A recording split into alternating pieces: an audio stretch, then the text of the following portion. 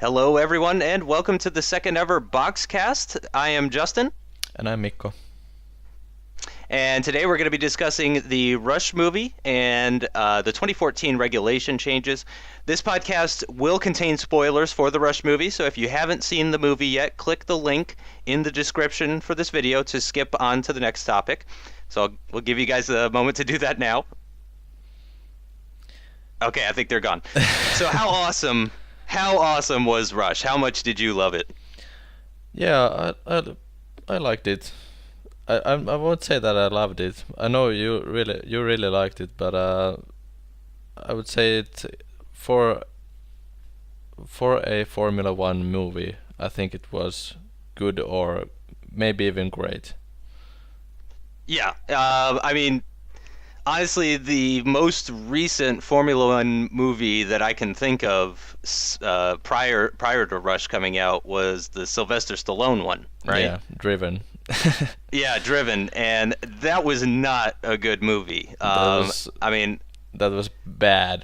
That was really right. bad. Really, really bad. I think the only part, just to give Driven a little bit of credit, I think the only part that they kind of got right in that movie was the media. They really captured what it's like for a Formula One driver to be in the spotlight of the media and Yeah. stuff like that. But as far as the racing and the characters and the dialogue, just the fact that they raced the cars on the streets of a city, all of that, it just made it a pretty horrible movie. So when you compare it to Driven, I think Rush is, a 10 out of 10. Yeah, I haven't seen Formula One movies except for Driven and Rush, I think. Have you? I've seen the Steve. Oh gosh, I've seen the Steve McQueen one. Of course, we go on to something that I'm not prepared for here. There was that Steve McQueen movie way back in the day, where he was racing around Monaco in a Formula One car. Gosh, I'm never gonna find it. Oh, Bullet. I think no, Bullet's the one with the.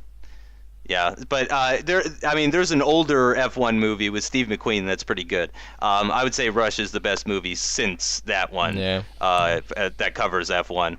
But I mean, I think this is really going to open the door for future F1 movies. Yeah, and if you think about that, this was like a big budget blockbuster type movie, so it kind of brings more the publicity side of Formula One and the history of Formula One much more to the public. Yeah, absolutely. Yeah, this was a huge movie.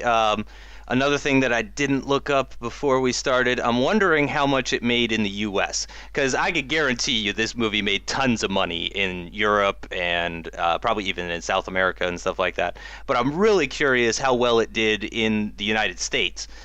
Because that's a huge market in the United States.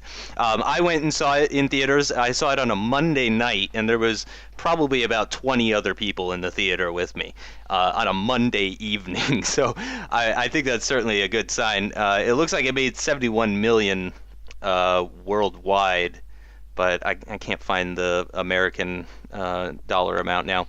But it's certainly, it's got the big name actors. Chris Hemsworth, of course, who is Thor. He's very popular right now. Yeah. Of course, Ron Howard is very popular as well. He's very well respected. And Daniel Bruhl, he was a little bit of an unknown, but I think he really made a name for himself in this movie. Olivia Wilde certainly is very popular, and she did well in the movie as well.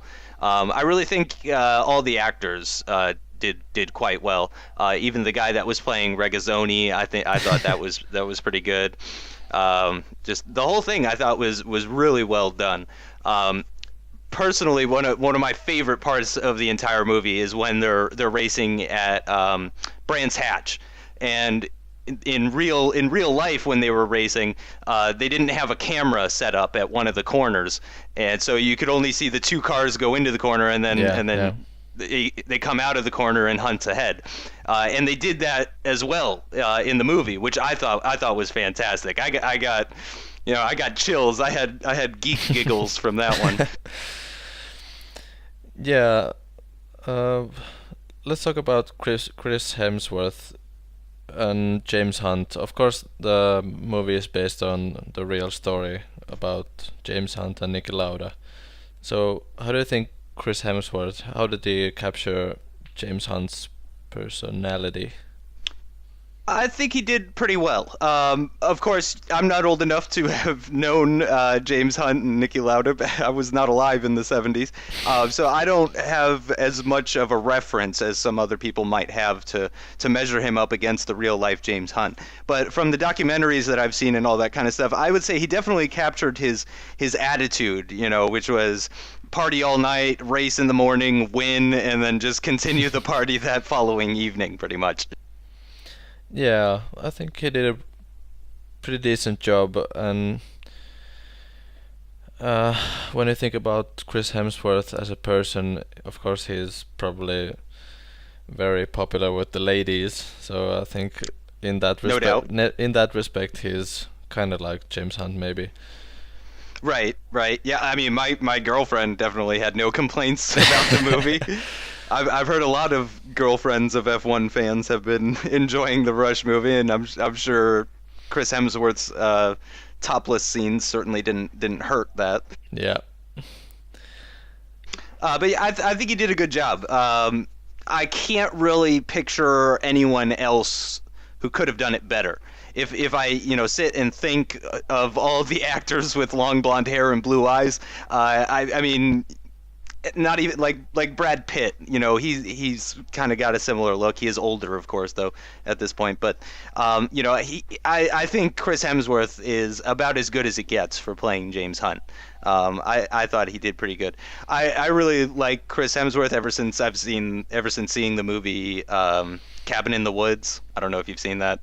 But that's kind of when I became a Chris Hemsworth fan. That's a really great movie. But I think he did a really good job in the movie. To be honest, though, I think Daniel Bruhl did even better. Yeah, I mean, I that think guy so too. became Niki Lauda for all intents purposes. Yeah, I thought his performance was like really good. He really, yeah, just as you said, he kind of like became Niki Lauda, and his Yeah, accent and all the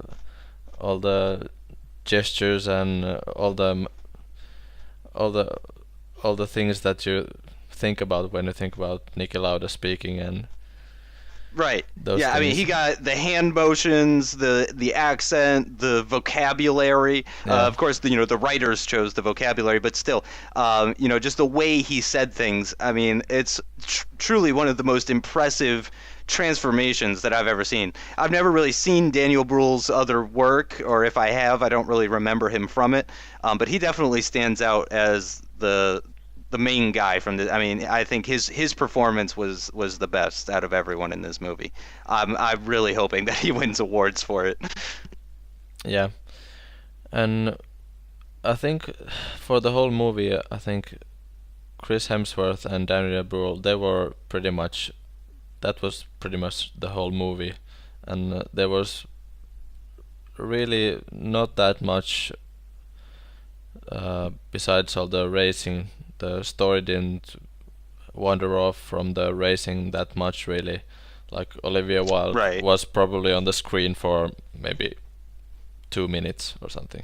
Yeah, yeah, yeah. I was gonna say 10 minutes at most. It is a 2 hour long movie, but yeah, it was definitely primarily about the two of them. I thought it was a little strange going into the movie, seeing Chris Hemsworth's face on the posters, because really, I kind of see this as a movie about Niki Lauda and his overcoming of odds and his will to live and his fighting spirit and everything like that. But I guess the people promoting the movie kind of saw it as a movie about James Hunt. I mean, who would you say the movie was really about if you had to pick someone? Yeah, I think from an advertising perspective, and of course, do you know if Chris Hemsworth is British? I believe he's Australian. Australian, yeah. So I Yep, think, he's Australian. He's from Melbourne, actually. yeah. So he's probably better suited to promote the movie. So they'll have a famous face for the posters.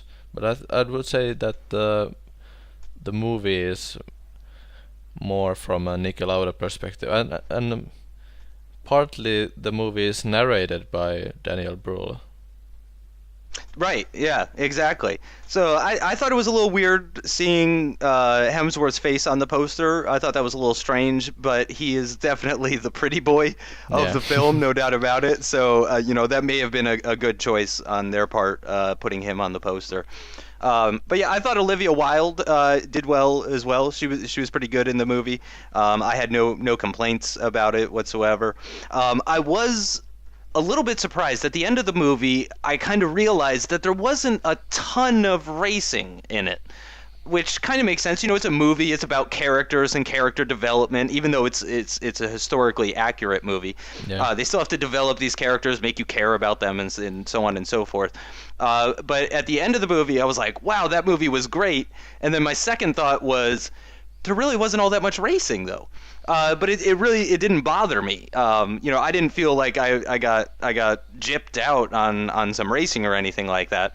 I think what it was the quality of the racing was a lot better versus other movies. A lot of times in movies you can tell, and I remember you could tell this in Driven as well, you can tell that the cars are actually going like 40 miles an hour. And they're they're just shaking the camera to make it look like they're going fast. If they were doing that in this one, I couldn't really tell. You genuinely got that sensation that the people on the screen were going really, really fast, and it was really, really dangerous. So I thought they did a great job of conveying the speed and the danger that they were experiencing, even if it didn't make up a large portion of the movie. There was a lot of talking and stuff like that, but when they were racing, it was really good. Yeah, my only complaint from like a cinematography perspective was, for example, when they were at Fuji, the last race, of course. Hmm. Like the trend at the moment for some of the directors is to not focus on like where the car is at the moment, and that it follows the track, but it's more of like the particular cuts that they look good, so you don't really get a really good sensation of the car going around a track.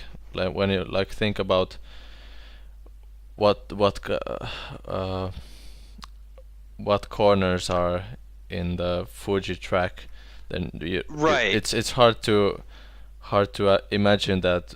Okay, now they're going to the left-hander, but Yeah. of course the movie really doesn't have to be that accurate, because it's not really maybe even meant for like hardcore F1 enthusiasts. Right. Yeah, I think the hardcore F1 enthusiasts can appreciate, certain parts of the movie more so than someone who doesn't know anything about the content. But yeah, I definitely think that the movie was made for general audiences, and you're right. You really don't see a sequence of corners all in one shot. Yeah. Even just going through one corner, the camera angle will change 2 or 3 times. With that being said, though, there were some pretty sweet camera angles. The one that I remember the most was there was a camera shot where the camera was on the rear wing, looking sideways, I think. And I just remember thinking like, wow, that is such a cool shot. That's not the type of camera angle that you would be able to see in real life F1.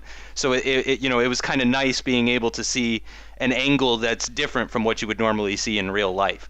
But yeah, there was a lot of quick transitions and stuff like that. I think it would have been nice if they maybe did a whole lap, just onboard camera type of thing. But I that would have been like a bonus. Yeah. It would have been nice, but certainly not crucial. Yeah, and like directors who do that are usually like Michael Bay. When you think about like all the shaky cam stuff and Right. all lens flares and stuff like that. Certainly this film wasn't like that. But Yeah. I mean, you get the point. Yeah. Dear God, now I'm just imagining a Michael Bay F1 film, and it's not going well in my head right now. Ron Howard, though, I think he did a great job. I think this is definitely going to help get F1 into America even more. We got the American Grand Prix back last year for 2012, and this movie is just. I think it's really helping to boost the awareness of the sport, at least in the United States. Yeah, I think so too, and I think maybe even worldwide. I think it's gonna boost F1 Absolutely. ratings. But one Yeah, I one bet. thing I have to uh, really pay my respects to is the audio stuff. When the movie goes like first it goes to the Fuji track and then it skips back to the origin story, and when they're racing, I think in Formula 2 maybe, or Hmm. Hmm. earlier stuff, Yep. when they It's first Formula 2 or 3. 3, I think, yeah, and they start the engine. I think the audio was probably the best, and the engine noises were probably the best part of the movie for me. It would just, I really enjoyed it. Yeah, yeah. it was really really good. So if I mean, you can go see it in a big theater, well, there's lots of bass and you yeah. really feel the engines kicking up. Yeah, I'm getting chills just remembering about it. Actually, I would say my arm hair was standing up like half the movie. Actually, they did a great job of just portraying the drama, the danger, the just everything about it, the emotion, victory, defeat. I mean, it's all in there, and it's just so well done. I didn't cry; it didn't get me that good. It's not like Bambi's mom died or whatever, but it was definitely I got into it. I was definitely into it.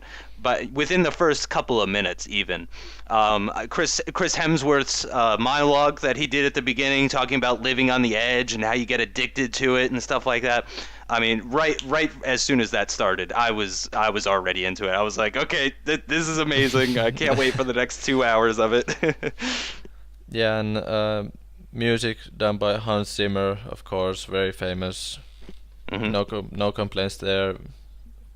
Pretty much that wasn't even I the don't music. really Yeah, the music wasn't something you'd probably remember and listen to right. afterwards, but A it lot just, of classic songs, like 70s rock and stuff like that, which I yeah. liked, help transport you back to that time, get a feeling for what it was like. There was definitely a lot more sexual stuff going on in that movie than I anticipated. I remember getting to the ticket counter and I'm ordering my tickets, and then I all of a sudden noticed that the movie's rated R. I was like, Really? "What the heck? Why is this movie rated R?" And then I said to my girlfriend, like, "Oh, Chris Hemsworth probably just banging a bunch of chicks," and then that's pretty much exactly what it was.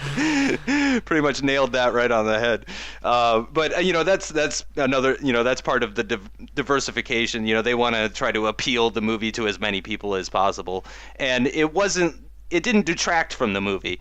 I wasn't like, oh, come on, get on with the racing. I'm sitting there watching non-racing scenes, and I'm totally fine. Yeah. So let's wrap up this segment of the Boxcast. So what do you give as a rating?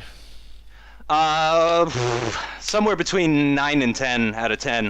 I mean, it's really really good. I thought every aspect of it was just absolutely amazing. Um, yeah, I really don't have any complaints. I think and especially as an F1 movie, I think it's near perfection. As a movie in general, it's amazing, but as an F1 movie, it's as just about as good as it gets. Yeah. And I'm gonna give it 4 out of 5 sweaty Eric Bulliers. The fifth sweaty Eric Boulier didn't like the music or something. Yeah, probably he was a bit jealous of Chris Hemsworth body or something. Right. Too many topless scenes for Chris Hemsworth. Yeah. Just before we switch subjects, I just want to say that I really didn't know anything about Hunt versus Lauda going into this movie, and then I saw I think it was a Sky F1 documentary about it, and ever since learning about Hunt versus Lauda, I really truly believe that was probably the best subject that they could have chosen for the movie. When I first heard the movie was going to be about Hunt versus Lauda, I was like, where's my Senna movie and stuff like that. But after seeing it, I think they absolutely made the right choice. You couldn't make that movie up if you tried. Yeah, it was I think a good choice. Of course, one would be like Prost or Senna or things like that, but I think it was a good topic for a F1 movie. Yeah, I'd say that 76 season is probably one of the top 5 greatest F1 seasons of all time. Yeah. Yeah. Go see the movie if it's still in the theaters. Go see it in the movie and check out Hunt versus Lauda. I think it's a BBC documentary about 1 hour long or something. Yep, not very long, but yeah, great to see and I watched them on the same day, and it's really great seeing the documentary versus the movie. You can see how, and that's one thing we forgot to mention actually. The movie is incredibly historically accurate. I mean, it's almost dead on. Hunt calls him Rat Face, and they call him Hunt the Shun. I mean, just everything that happened in real life, for the most part, happens in that movie. I can't think of a single scene that was made up.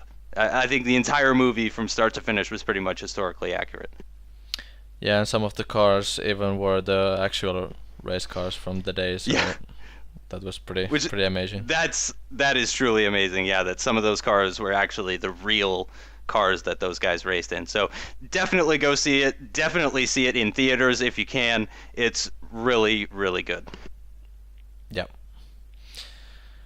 All right, so next topic, we're moving on to the going from 1976 all the way to 2014. We're going to be talking about the regulation changes.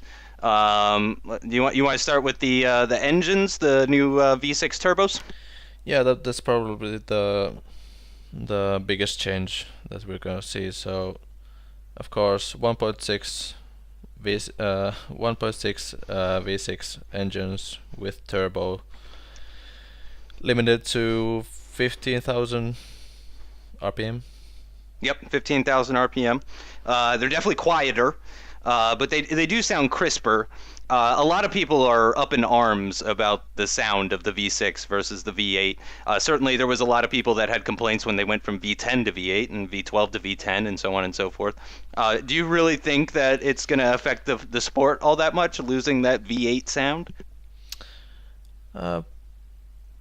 It's hard to say. Probably not. I think when you hear the cars live, I think it's gonna still surprise a lot of people how loud F1 cars really are. Absolutely, especially when they're all running on the track at the same time. Yeah. I can't really, if some F1 fan stops watching and following F1 because of the sound of the engines, then they I mean, how much of a fan were they really to begin with? Yeah, that's true. I mean, it's not just about the sound. The sound is like a bonus, It's not like we watch F1 purely for the sound of the engine. Yeah, I mean, it clearly hasn't been a thing for me, just sound.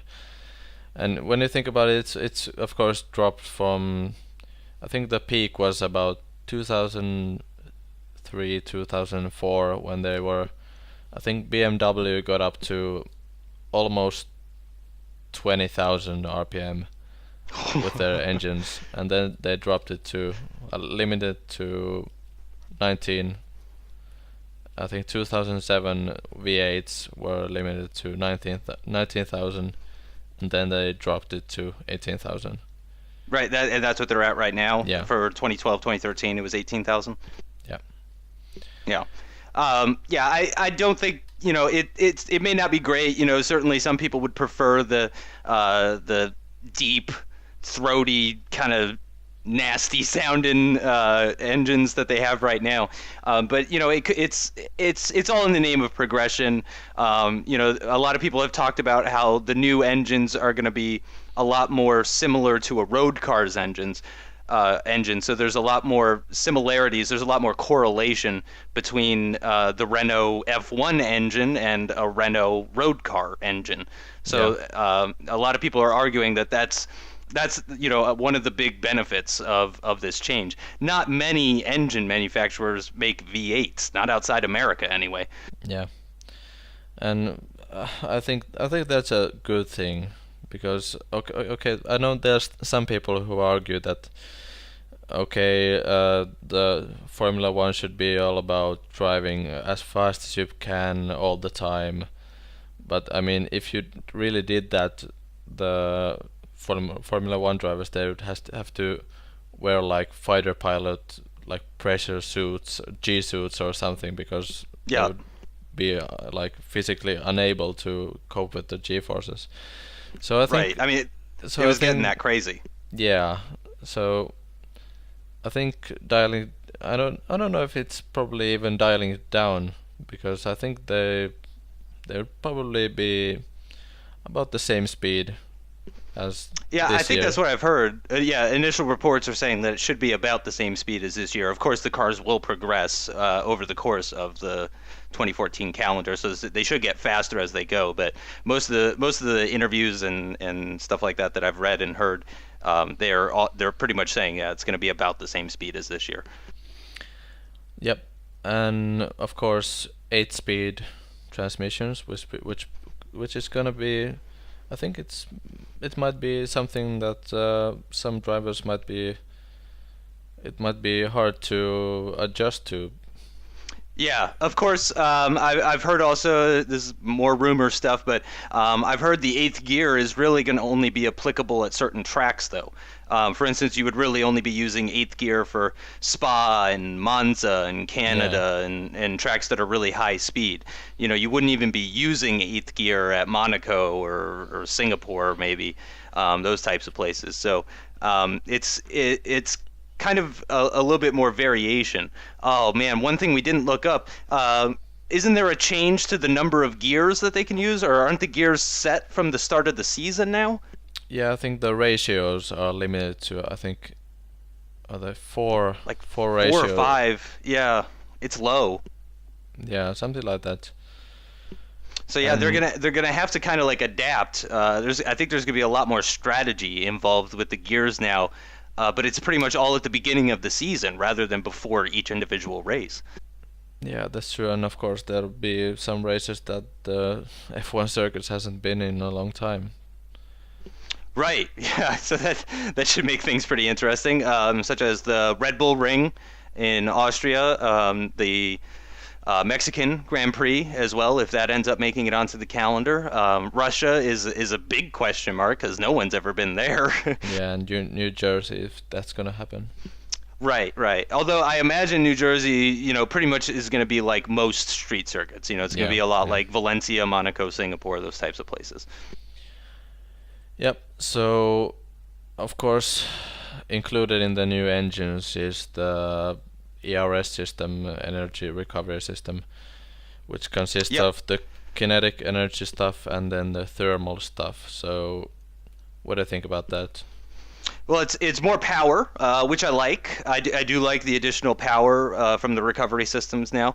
The battery, I think, is now over 160 additional horsepower, so it's about twice as powerful as 2013, and it lasts for a lot longer. My only kind of complaint, I've heard that the KERS and ERS systems are no longer driver operated. They're now computer, or they're going to be computer operated. How do you feel about that?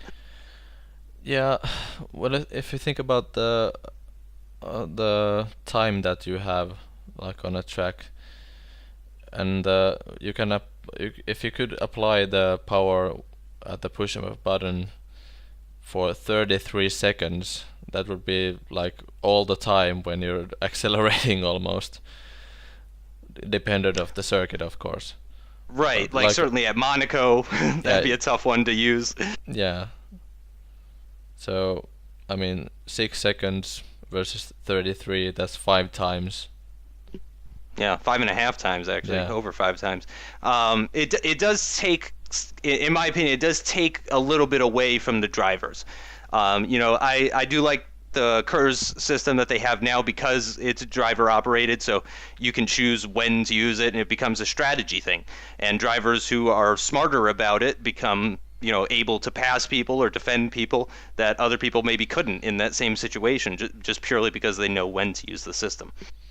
Yeah, of course, I think DRS is still there, so I don't think it's gonna be like when's the last time there wasn't curves? I think 2008. Yep, I think something Yeah, like that. yeah. So I don't think the passing is gonna be that hard. But of Um, course, curse is a strategic device in a sense. So Now what yeah, and this kind of just popped into my head, but now what I'm wondering is if they'll have like KERS mapping, how they have the engine mapping. So you can turn your engine to 1 or 2 or 3 or whatever, and that gives you different levels of torque and horsepower at different RPMs and stuff like that, and it affects fuel economy and such and those sort of things. I'm wondering if they'll be able to, have a fuel saving KERS system, and then at the change of a button they can make it for maximum lap time, and then at the change of another button they can make it for defending, so on and so forth. yeah. I think probably yeah. And If that's not something we see right away, I would expect that to be developed at some point. yeah, probably. I think the technology is it's there, so why not? And of course, with the ERS system, we are going to be seeing no turbo lag. One of the nice parts about that system, it keeps the turbine inside the turbo system spinning, so that there's no turbo lag Yeah. or less turbo lag. Yeah. The the turbine inside the turbo is connected to the ERS system, so the ERS system can be computer. The computer can like pre-spool the turbo before you hit the accelerator, so you don't really get a turbo lag in a sense. Which is pretty nice. I mean, that was definitely one of the downsides of turbo was the turbo lag. I'm sure that also produced a lot of wheel spin. All of a sudden the turbo would kick in, and you spin up your tires and so on and so forth. This will produce a little bit more of a flat power curve, which is Yeah. really what you're almost looking for in an engine. Is you're looking for as much constant power versus peak power. So it's going to be beneficial, definitely, with the turbo in there. I'm personally very excited for all the regulation changes. I think it's really going to spice the sport up at a time where it desperately needs some spicing.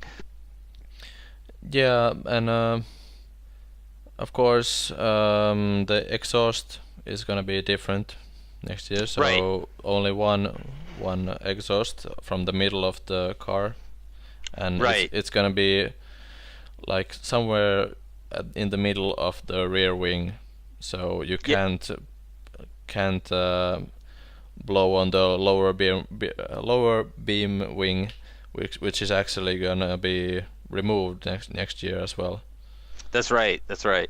Yeah, and the new exhaust is almost kind of aiming upwards at Yeah, the rear wing.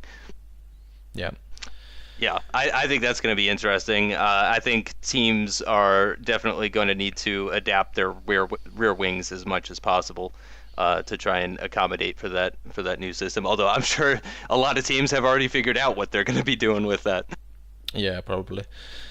And actually, I've heard that with the RPM, with the 15k would be the max, but most teams probably won't be even going up to 15,000 because that's not really efficient with the engine.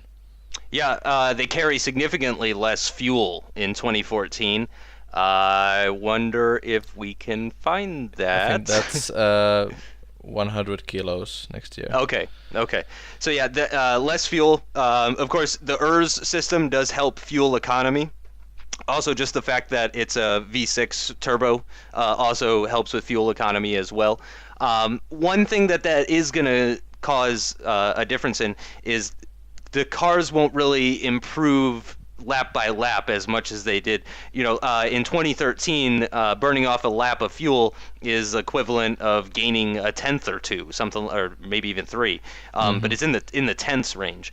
Whereas burning off a lap of fuel in 2014 may only equal an extra, half tenth or 1/10. Yeah, but I think that's one of the biggest challenges for the teams when you think about this year. I think it's 150 kilos, so it's a 33% less than this year. Of course, the cars will also be heavier. Even when they're out of fuel, they'll be about 50 kilos heavier because of all the added ERS stuff and whatnot. Yeah, and actually I think Nico Hulkenberg's been on the firing line because he's one of the tallest and heavier Heaviest. drivers. Yeah. Yeah, he's about 6 feet tall and about 70 kilos. So he's about 155 pounds, which is really not much. The average male that's 6 feet tall probably weighs somewhere between 180 and 200 pounds. It's probably closer to 200 here in America. But I mean, 155 pounds is nothing for someone who is 6 feet tall. So I would be really disappointed if he ended up missing out on a drive just because of his weight. I mean, that would just be really unfortunate. I feel like they could help solve that problem, because they have to have the minimum weight, but teams like to have a lighter driver because then they can add ballast and they can move that ballast around. I think they should just restrict the location of the ballast, the location of the ballast should be directly underneath the driver. Regardless, no matter how much they weigh, if they need a ballast, it needs to go right in the center. Because it seems like an unfair advantage, pretty much, to me.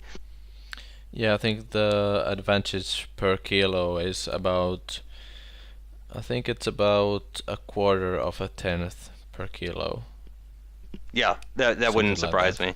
Yeah. And the ability to move the ballast as they currently can add to rear traction, can add to front traction, so it makes the car more adaptable to the various tracks. If they need more rear traction, they put it to the rear. If they need more front traction, they put it to the front. So I think if they limited the location of the ballast to directly underneath the driver's seat, pretty much, that would be a little bit more fair, I think. But I'm sure they'll think of something. It really does not seem fair to punish someone for being tall. Yeah. That's just crazy. Yeah, like some of the great drivers like Jenson Button and Robert Kubica, he's I think he's probably about the same height as Nico Hulkenberg. Mark Webber's tall. I didn't know that. Yeah, Mark Webber. Yeah, he's a big guy. Not quite as great, but Paul di Resta is a pretty big dude as well. Adrian Sutil, pretty tall as well. Again, not a champion or anything like that, but I don't want to see the sport restricted even further. It's already so hard to get into Formula One, and it's so hard to stay there. But to make it even harder for someone just because they're over 5'9" is, I mean, that's just kicking them while they're down type of thing. It took Nico Hulkenberg's entire life to get where he is, and to have that taken away because he's 3 inches too tall and 10 pounds too heavy would just be an incredible shame. Yeah, I just have to think about all the exercising and all the dieting that they have to go through just to keep their weight at like 72 kilos or something is just ridiculous. And I would say it's actually harder to get into Formula One these days than it used to be. Kind of going back to the Lauda Hunt days, back in the 60s, 70s, 80s, people were dying all the time. Drivers were dying. sometimes as often as once a month, sometimes two in a weekend. Yeah. So drivers were being replaced all the time. Yeah, I mean, please don't think I'm saying I'm in favor of drivers dying, but it's just drivers stay in the sport now. Look at Michael Schumacher. Look how long he was in the sport. Look at Nico Rosberg even. He's been in the sport for many years at this point. So it's that much harder to get into F1 these days because nobody's leaving. Yeah, yeah, that's true. I like. But that does produce amazing races. I think there are more, or at least last year there were more champions, drivers champions on the grid than I think ever before previously, or it was pretty close if it wasn't the most. And that's what the safety does. Safety in the sport really ensures that the best drivers can stick around and drive for pretty much as long as they want. Yeah, I think that's a good quality in modern day F1. I mean, of course, people can argue about safety things, like it doesn't, if it's not dangerous enough, it doesn't appeal to like people or that kind of stuff. But I've heard that argument too. yeah, but I think it's dangerous enough. I mean, people are still getting hurt, like breaking their legs or tweaking their necks, like breaking their backs like a little bit. Like, for example, when you think about Anthony Davidson's crash at Le Mans, I mean those cars are, I think, not even safer than F1 cars. They're probably as safe as F1 cars, and he still broke a vertebrae in his back. Yeah. So, I mean, it's plenty dangerous enough. It doesn't need to be. We don't need to be encouraging the danger level. And that's the thing. I would say at this point we've like the technology that we're putting into safety is finally matching the technology that we're putting into the speed. So even though yes, we are making they are making the sports. I have no part of it. Even though they are making the sport safer, they're also making it more dangerous at the same time every year, just by making the cars faster and so on and so forth. This year, or 2014, might be the first year in a while, actually, where there could potentially be a dip in lap times.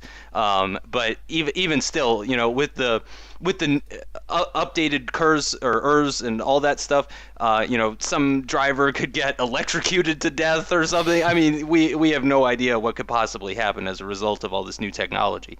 So it's plenty dangerous enough without encouraging it. Yeah, I think so too. We're running out of time soon, so let's wrap up the changes for next year. So the front wing is gonna be, the tip of the nose is gonna be lower, and the front wing is gonna be a bit narrower.